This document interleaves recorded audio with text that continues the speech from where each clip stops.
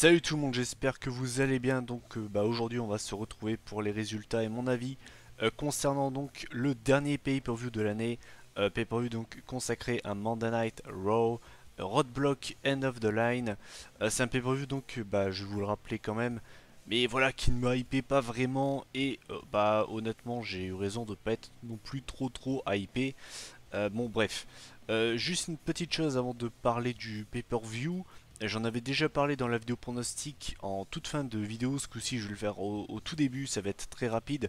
Vous le savez, actuellement YouTube merde un peu au niveau des abonnements, il y a des gens qui se font désabonner automatiquement, et il y a des gens on va dire qui se font désabonner des chaînes auxquelles ils sont abonnés sans rien avoir demandé. Il y en a également qui ne reçoivent pas les vidéos des vidéastes qui le suivent dans leurs abonnements. Donc bref, YouTube merde pas mal en ce moment, donc la seule chose que je peux vous conseiller, comme tous les gros youtubeurs ont pu vous dire, c'est tout simplement de cliquer sur la cloche à côté du bouton s'abonner. Comme ça vous recevrez une notification à chaque fois que je sors une nouvelle vidéo et vous serez sûr comme ça de louper aucune de mes nouvelles vidéos. Voilà, la petite précision est terminée, je vous laisse tranquille avec ça, c'était la dernière fois entre guillemets où je vous parlais de ça. Et donc je vais commencer directement par les caractéristiques du pay-per-view. Roadblock, donc c'était forcément le 18 décembre. Donc c'était au PayPG Paints Arena donc de Pittsburgh en Pennsylvanie. Et le thème du pay-per-view donc c'était A Different Kind of Dynamite par le groupe Thousand Foot Crutch. Donc c'est un bon thème honnêtement, et d'ailleurs je trouve que depuis la brand split on n'a pas vraiment à se plaindre. Les pay-per-view uni-brand, donc c'est-à-dire les pay-per-view de Raw et SmackDown, ont tous eu des bons thèmes, et tant mieux d'ailleurs. Et d'ailleurs, note à part, je crois que Thousand Foot Crutch avait déjà été utilisé, je crois, pour un thème, je crois, du Rumble. Ça doit être le Rumble 2011 ou 2012, je ne m'en souviens plus. Enfin bref, c'est pas très important. Donc, avant de parler du show principal, il y avait un match dans le kick-off, donc je vais vraiment pas rester longtemps dessus. Je vais juste vous donner le résultat. Et donc en fait, c'est une victoire de Rusev sur Big Cass, donc par décompte extérieur. Résultat assez surprenant, je pensais vraiment qu'ils allaient donner la victoire à Big Cass. Après voilà, Rousseff a gagné par des comptes extérieurs, donc on va dire que Big Cass reste protégé au niveau de son booking. Mais c'est vrai que c'est un résultat assez surprenant. Après, je vais pas vous le cacher, je m'en fous pas mal, donc voilà, je vous ai donné le résultat du kick-off. Maintenant, on va pouvoir passer au show principal. Et donc l'opener de la soirée, donc c'était pour les WWE Tag Team Championship de Raw forcément. Donc c'était le New Day qui défendait les ceintures contre Cesaro et Sheamus. Match qui aura duré environ 10 minutes. J'ai trouvé que c'était un bon choix d'avoir mis ce match-là en opener. Je pense que de toute façon c'était la meilleure chose à faire. Donc c'est un match qui a duré, qui a duré 10 minutes, donc c'est plutôt pas mal. C'est un match que j'ai plutôt apprécié, avec notamment une domination de Sheamus et Cesaro, qui ont fait un long travail à deux sur Kofi Kingston en début de match. Finalement derrière le New Day a réussi, on va dire un petit peu à revenir. A noter que le New Day s'est encore une fois servi de la technique de tricheur, avec notamment Xavier Woods qui avait mis un petit coup de pied bien placé, enchaîné du big ending si je me souviens bien sur Cesaro ou Sheamus, je ne m'en souviens plus, sur Sheamus je crois, et donc Sheamus a réussi à se dégager. A noter qu'on a eu quand même pas mal de belles prises, on a eu le droit à du Brogue Kick, à du big ending, à du Trouble in Paradise, à du Neutralizer, donc c'était un match que j'ai vraiment apprécié, il y avait un bon rythme. De toute façon voilà, c'est un match que j'attendais, c'est deux équipes que j'apprécie. Et honnêtement, j'ai pas été déçu, c'était un bon match pour lancer le show, je trouve. Donc je vais revenir à la fin parce que j'ai pas d'autre chose à vous dire. Donc en fait, à la fin, on avait Cesaro qui demandait le tag à Sheamus. Et finalement, en fait, Sheamus a voulu faire le tag à Cesaro. Cesaro a fait exprès de retirer sa main et rentrer dans le ring. On va dire, en fait, il s'est un petit peu sacrifié pour se prendre le Trouble in Paradise de Kofi Kingston. Derrière, en fait, on a Kofi Kingston qui a tenté le tomber sur Cesaro, mais l'arbitre lui dit bah non, c'est pas l'homme légal. Et du coup, Sheamus en profite pour prendre en surprise Kofi Kingston pour lui faire un roll-up. Et donc, en fait, on va dire que Cesaro et Sheamus se sont un petit peu servis de la technique du New Day qui leur a tant servi et qui leur a permis d'avoir un règne aussi long que ça. Et grâce à ça, eh bien, Sheamus et Cesaro deviennent les nouveaux WWE Tag Team Champions. Et bah forcément, vous devez vous en douter, ça m'a vraiment mis de très très bonne humeur. J'étais vraiment très très content du résultat. Parce que vous le savez, j'apprécie énormément Cesaro. J'aime bien Sheamus, d'ailleurs je trouve que c'est peut-être l'un des catcheurs les plus sous-cotés à la WWE. Les fans disent souvent qu'il est très mauvais dans un ring. Personnellement, je suis pas de cet avis. Je trouve que c'est un bon heavyweight. C'est pas un catcheur qui va te faire des 5 stars, c'est pas AJ Styles, mais je trouve que dans son registre, il est vraiment bon. Pareil pour Cesaro qui a encore fait un très très bon match. Donc c'est une paire que j'aime beaucoup. Cesaro, ça faisait 1 an et demi qu'il avait pu être champion. Sheamus, ça faisait un tout petit peu plus d'1 an. Donc au final, voilà. Je suis content pour eux, c'est des catcheurs que j'apprécie beaucoup. Et puis le New Day, voilà, les mecs, ça faisait plus d'1 an et demi que les mecs étaient champions. Il faut savoir laisser les ceintures à quelqu'un d'autre. Et de toute façon, pour moi, le New Day, on en est arrivé au bout.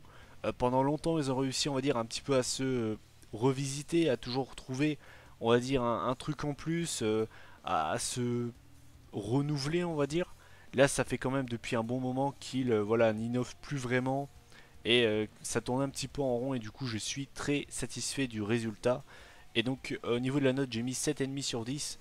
Donc, c'était un bon match. Le résultat me va à ravi. Et donc, voilà, je suis vraiment très très content du résultat. Et au passage, ça faisait ça faisait un bon moment que j'avais pas marqué comme ça pour un résultat. Ensuite, le deuxième match de la soirée, donc c'était le match entre Sami Zayn et Braun Strowman. Donc forcément match qui durait 10 minutes puisque le match ne pouvait pas durer plus longtemps, c'était un match qui durait 10 minutes. Et le but du jeu, c'était pour Sami Zayn, on va dire, de survivre. Il devait tenir 10 minutes face à Braun Strowman.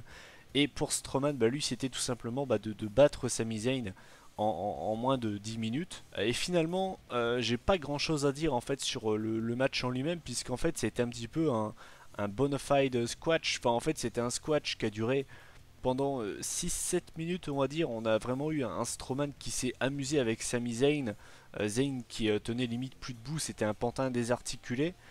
Et au bout d'un moment, en fait, on a Mick Foley qui est venu pour en fait arrêter le match. On voyait d'ailleurs Strowman qui disait à Foley arrête le match, sinon le sang, on va dire, de Zayn sera de ta faute et tout le machin.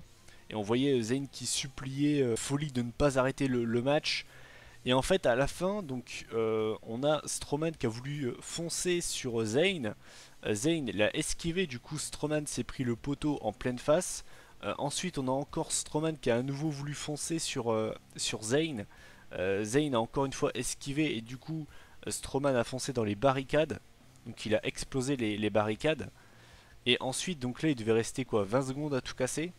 On a Strowman qui remonte dans le ring à 9. Qui se met dans le coin du ring, qui se prend le Helluva Kick de Sami Zayn. Et au moment où, en fait, où il se prend le Helluva Kick, eh bien la cloche sonne et du coup les 10 minutes se sont écoulées. Et du coup, eh bien, Sami Zayn a réussi à tenir 10 minutes face à Braun Strowman. Par contre, j'ai été très étonné en fait du résultat puisqu'en fait ils ont donné Sami Zayn vainqueur. Alors, je veux bien, c'était le but du jeu pour Sami Zayn de tenir 10 minutes. Mais en quoi ça le fait gagner le match en fait? J'ai pas compris. Encore une fois, ça c'est la logique de la WWE. Je pensais que ça allait finir en double.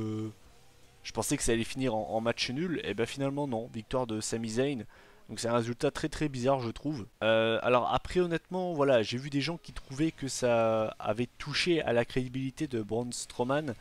Il y a des gens qui sont pas de cet avis. Personnellement je suis pas forcément de cet avis. Je trouve pas que ça ait décrédibiliser Braun Strowman. Strowman s'est quand même pris un poteau, il s'est mangé les barricades de pleine face, plus un Helluva Kick, et au bout du et après tout ça, le mec était encore debout. J'ai pas trouvé que ça l'avait décrédibilisé. Par contre, oui, il a pas réussi à battre Sami Zayn. Alors après, on voyait qu'il s'amusait plus à jouer avec. Il avait, on va dire, un peu pris de haut Sami Zayn. Mais je trouve pas que c'est vraiment touché à sa crédibilité. Cette victoire de Sami Zayn, enfin même si pour moi c'est pas une victoire, c'est une bonne chose pour lui. Maintenant voilà, j'attends de voir ce qu'ils vont en faire. Je pense qu'ils n'ont pas fait toute cette build-up autour de Sami Zayn pour rien. Et j'espère que ça va lui donner des opportunités, je ne sais pas pourquoi. Mais j'espère que toute cette build-up ne sert pas à rien. Et du coup voilà. Après le match en lui-même était vraiment pas ouf et du coup j'ai mis la note de 5 sur 10. Voilà, et je me trouve d'ailleurs même vraiment généreux avec ce match. Mais voilà. Ensuite, le troisième match de la soirée, c'était un match que j'attendais pas mal. Donc c'était le match entre Chris Jericho et Seth Rollins. Match qui a duré 17 minutes, donc c'est bien. Encore une fois, là, j'ai pas grand chose à dire. J'ai trouvé que c'était un match vraiment solide entre deux catcheurs que j'apprécie. L'un qui est, on va dire, un peu un jeune loup, l'autre qui est vraiment en fin de carrière. J'ai pas grand chose à dire, voilà, c'est un match qu'on a déjà vu à Monday Night Raw. J'avais l'impression qu'en fait, c'est un petit peu l'avis que j'ai eu au niveau de ce pay-per-view. J'avais plus l'impression d'être un Raw que d'être un pay-per-view. Je sais pas si vous, ça vous a fait pareil. Enfin, j'avais l'impression que c'était une version légèrement up de Monday Night Raw, voilà, une version améliorée de Monday Night Raw. Mais voilà quoi, ça s'arrête là quoi. Sinon j'ai noté que Seth Rollins s'était relevé de 2 Walls of Jericho. D'ailleurs, je vous pose une question comme ça, et si c'est pas un troll, si quelqu'un pouvait me dire quel grand catcheur, je compte pas les jobbers, hein, quel est le dernier grand catcheur à avoir abandonné sur un Walls of Jericho? J'ai pas souvenir, j'ai vraiment pas souvenir, et c'est pour ça quoi. C'est une prise que j'aimais le Walls of Jericho, mais c'est vrai qu'en termes de crédibilité, j'ai quand même connu largement mieux. Sinon, pour revenir à la fin du match, en fait, à la fin, on a Kevin Owens qui a voulu aider Jericho, mais finalement, voilà, on a Jericho qui lui a dit dégage, tu m'embêtes, je t'ai dit de pas venir. Et derrière, eh bien, il s'est fait surprendre par le pedigree de Seth Rollins pour la victoire donc de ce dernier. Victoire donc de Seth Rollins, donc c'est pas un résultat qui me surprend, c'était ce que j'avais pronostiqué. Et au niveau de la note, j'ai mis une note de 7,5 sur 10. J'ai rien d'autre à dire, voilà, c'était un bon match. Voilà, j'ai vraiment rien d'autre à dire. Ensuite, le quatrième match de la soirée, donc c'était pour le titre Cruiserweight. Donc c'était Rich Swann qui défendait donc son titre contre Brian Kendrick et TJ Perkins. C'était l'un des matchs que j'attendais le plus de la soirée. Et bien honnêtement, je n'aurais pas dû. J'ai été vraiment déçu, vraiment déçu de ce match qui a duré 6 minutes. Encore une fois, comment vous voulez mettre over vos catcheurs cruiserweight qui ont déjà une utilisation dégueulasse, et si en plus de ça vous faites des matchs en pay-per-view qui durent 6 minutes, comment vous voulez que les gens qui n'ont pas d'intérêt pour les cruiserweight puissent être intéressés? Enfin bref, je vais pas m'attarder là-dessus, je trouve que c'est vraiment du n'importe quoi. Sinon sur le match en lui-même, forcément, il n'a pas été très long du coup, mais surtout ce qui m'a choqué, c'est que je l'ai trouvé assez mou pour un triple threat match, qui plus est pour des cruiserweight, je l'ai vraiment trouvé lent. Alors ce qui a fait que le match n'était pas rythmé, c'est que Kendrick et Perkins ont tous les deux tenté leur prise de soumission respective, et du coup ça a rendu le match assez moumou. Donc ouais, ça m'a assez surpris. Je me disais bon un triple threat match cruiserweight, ça va envoyer du lourd, ça va voltiger. Et finalement, pas tant que ça, donc c'est vrai que ça m'a assez surpris. Sinon, je vais revenir à la fin parce que j'ai vraiment rien de spécial à dire sur ce match. J'ai vraiment été déçu, c'est tout ce que j'ai à dire en fait. Et donc en fait, à la fin, on a Rich Swann qui a porté son spinning kick, son coup de pied retourné sur Perkins pour conserver le titre Cruiserweight.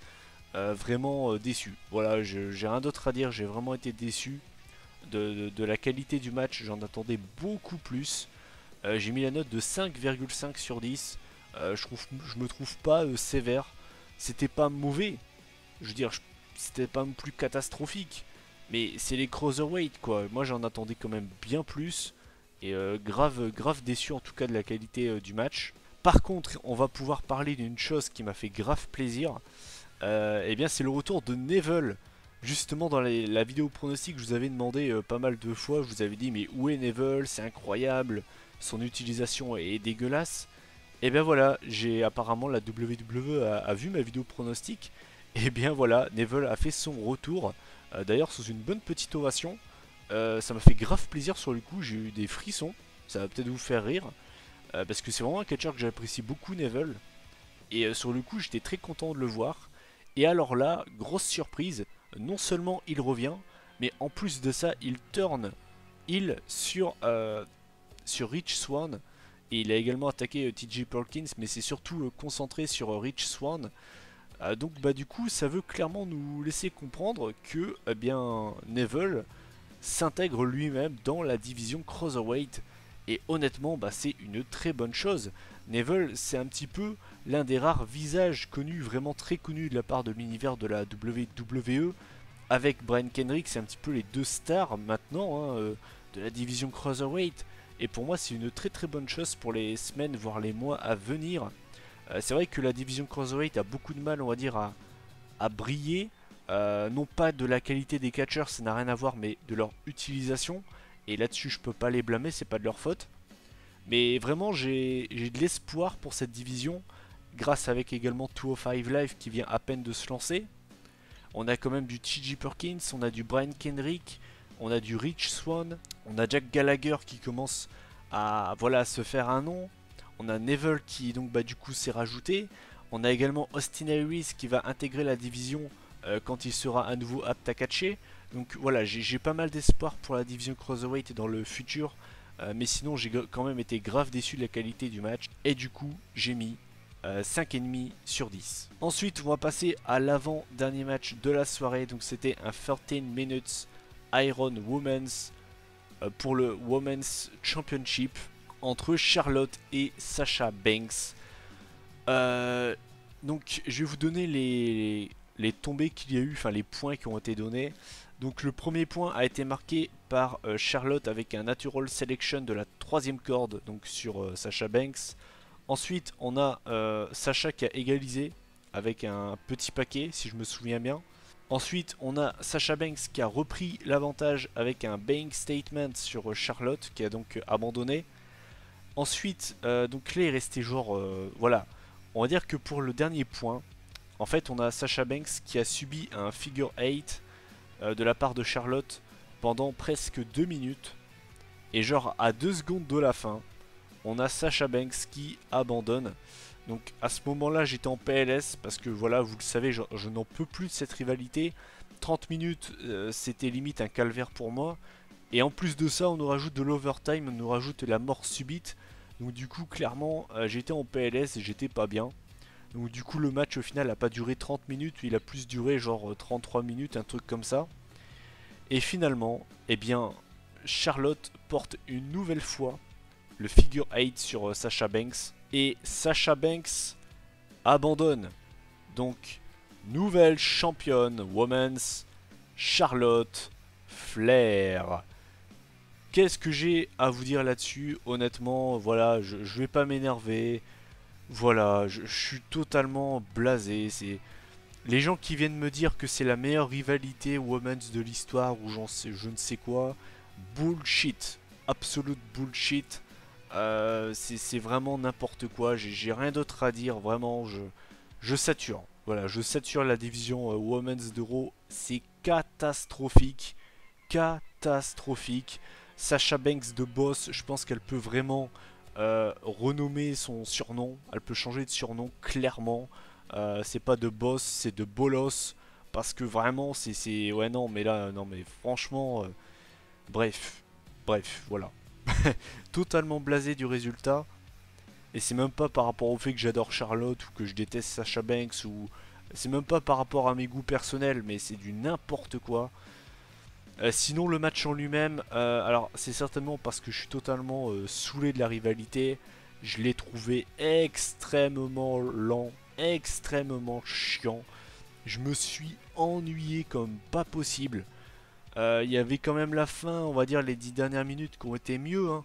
Mais je me suis fait chier quoi. Je vais pas me forcer à vous dire du bien du match si c'est pas ce que je pense. Et du coup voilà. Sinon donc le match en lui-même j'ai mis 6 sur 10. Mais vraiment je suis totalement blasé du résultat, c'est du n'importe quoi. Et enfin le main event de la soirée, donc c'était pour le WWE Universal Championship. Donc c'était Kevin Owens qui remettait son titre en jeu contre The Guy, The Big Dog, Roman Reigns. Donc match qui a duré 24 minutes, donc bah c'est une bonne durée. Pareil, ce match-là, je vais pas rester très longtemps dessus. J'ai trouvé que c'était l'un des meilleurs matchs de la soirée, honnêtement. Peut-être même, ouais, bah pour moi, c'est le meilleur match de la soirée. Je l'ai vraiment trouvé solide. Voilà, pareil, on a déjà eu ce match à Raw. Hein. C'est pas la première fois. Hein. C'est le problème d'ailleurs pour moi de presque tous les matchs de ce pay-per-view. À part le triple threat match pour les cruiserweight et le Sami Zayn, Braun Strowman, le reste c'était du vu et revu. Et c'est ça le gros problème de ce pay-per-view en fait. C'est que même des matchs qui ont été bons, tu peux pas les savourer comme si c'était la première fois. Euh, Kevin Owens, Roman Reigns, on l'a déjà vu. Et les autres matchs aussi. Du coup, tu peux pas rentrer dans le match comme tu le voudrais. Et c'est dommage. Mais ça n'empêche quand même que c'était un bon match. On a eu des beaux moves. On a forcément Roman Reigns qui s'est dégagé de la pop-up powerbomb. Ce serait quand même trop beau de voir Kevin Owens battre Roman Reigns clean. Hein, ce serait beaucoup trop en demander. Sinon, on a eu des beaux spots, voilà, je vais pas rester 3 heures dessus, c'était un match que j'ai trouvé solide pour conclure le show. Sinon, donc en fait, à la fin du match, on a Chris Jericho qui est arrivé pour intervenir pendant le match. Donc en fait, on voit Jericho qui porte son code breaker sur Roman Reigns, et donc bah du coup, vous connaissez la musique. Eh bien, le match se termine, victoire donc de Roman Reigns par disqualification, donc du coup, pas de changement de titre, Kevin Owens reste WWE Universal Champion, bah forcément ça me fait quand même plaisir, même si son règne est mauvais. Ça me fait plaisir, voilà, je veux pas revoir Roman Reigns champion, en tout cas clairement pas tout de suite. Il a été trop de fois champion en un an de temps, enfin selon moi bien sûr. Mais après donc du coup, eh bien en fait l'après-match, eh bien en fait on a Rollins et Reigns qui ont, on va dire, défoncé Owens et Jericho en leur portant respectivement chacun une double powerbomb comme au bon vieux temps du Shield. J'ai pas trouvé ça cool de finir le pay-per-view là-dessus. C'est une fin qui m'aurait absolument pas dérangé à Raw. On est en pay-per-view. Je trouve pas que ça a lieu d'être en fait. C'est exact. En fait, cette fin-là m'a exactement fait penser à TLC 2015 quand Reigns s'était fait, on va dire, arnaquer par la League of Nations et qui ensuite on a eu le droit à l'après-match avec Reigns qui avait défoncé Triple H et Sheamus et tout le machin. Bah là c'est un petit peu la même chose. J'ai l'impression que quand Roman Reigns se fait screw, se fait arnaquer, il est obligé voilà d'avoir un petit peu cette revanche quoi. Histoire de finir sur une bonne note. Enfin je sais pas, je trouve ça complètement débile. Enfin après c'est que mon avis bien sûr. Mais sinon c'était un bon main event pour conclure un show que j'ai trouvé pas ouf non plus. Donc j'ai mis la note de 8 sur 10. Voilà donc en additionnant toutes les notes du pay-per-view, on arrive à une moyenne de 6,5 sur 10. Donc ça résume plutôt bien mon avis sur ce pay-per-view. Il est pas mauvais, voilà, comme je l'ai dit dans ma vidéo pronostic, ça allait pas être un mauvais pay-per-view. Le show, franchement, je l'ai pas trouvé mauvais. Après, moi, ce qui m'a dérangé, c'est le fait que c'était très répétitif. Il y avait seulement 2 matchs sur 6 qu'on n'avait jamais vus. Et c'est ça qui est problématique. Ce que j'aime bien, moi, quand on a des matchs de pay-per-view, c'est ce côté première fois. Et là, clairement, c'était absolument pas le cas. J'avais l'impression de revoir un film que j'avais déjà vu. Même si c'est des matchs qui ont été cool ou autres, on les a déjà vus. Et du coup, c'est comme un film. Un film que tu as déjà vu 5 fois, bah, au bout de la 5e fois, tu vas quand même l'aimer. Mais pas autant que la première fois. Bah là, c'est un petit peu pareil. Pour moi, les matchs que j'ai le plus apprécié, c'est le match pour les ceintures par équipe, le Rollins Jericho et le Owens Reigns. Pour moi, il n'y a eu aucun très très bon match. On a eu des bons matchs, hein, mais pour moi, il n'y a eu aucun très bon match. Pour moi, le moins bon match de la soirée, ça reste le Sami Zayn Braun Strowman. Et juste devant, on a le Triple Threat match Cruiserweight qui m'a quand même bien déçu. Donc au final, ouais, en globalité, c'est un show que j'ai trouvé correct, mais j'avais pas l'impression d'être en pay-per-view, j'avais plus l'impression que c'était un Raw élevé, voilà. Un Raw légèrement meilleur, mais c'est ça quoi. Sinon, au niveau du bilan, donc Raw contre SmackDown, pour ceux qui me suivent sur Twitter, vous êtes habitués à voir ça. Pour ceux qui ne me suivent pas sur Twitter, je donne en fait un point chaque semaine pour moi au meilleur show, donc soit Raw ou SmackDown. Et j'ai donné 2 points au niveau des pay-per-view, donc Raw contre SmackDown. J'ai donné les 2 points à Raw. J'avais préféré Hell in a Cell à No Mercy et j'avais préféré Clash of Champions à Backlash. Donc du coup là je dois comparer Roadblock à TLC et mon point va à TLC, donc du coup SmackDown. Donc du coup pour l'instant le bilan ça fait 15-9 pour SmackDown qui commence gentiment à prendre de l'avance sur Monday Night Raw. Voilà, bah écoutez, cette vidéo résultat et avis sur Roadblock est terminée. Je vous invite tout simplement à donner votre avis en commentaire sur le pay-per-view. Quels sont les matchs que vous avez appréciés, ceux que vous n'avez pas forcément aimés. Quel est le match pour vous qui a été le meilleur, celui que vous avez vraiment le moins aimé. Voilà, qu'est-ce que vous avez pensé du show en général. Écoutez, donc on est donc forcément en fin d'année. Il reste 2 vidéos qui vont sortir. Fin de semaine, je vous ferai le top 10 pour moi des meilleurs matchs de l'année à la WWE. Et la dernière semaine, donc normalement c'est le vendredi 30 décembre, je vous sortirai le bilan de l'année 2016. Voilà. Voilà, bah écoutez, je vous invite comme d'habitude à liker, à partager, à commenter cette vidéo si le cœur vous en dit. C'était le dernier pay-per-view de l'année. Prochain pay-per-view c'est le Royal Rumble. Et là clairement les gars, vous le savez, c'est mon pay-per-view préféré. Derrière le WrestleMania, le Royal Rumble match c'est mon match préféré. Donc là clairement j'aurai beaucoup plus de hype que pour Roadblock, croyez-moi. Sinon d'ici là, prenez soin de vous. On se retrouve donc en fin de semaine pour la prochaine vidéo. Allez, bye tout le monde.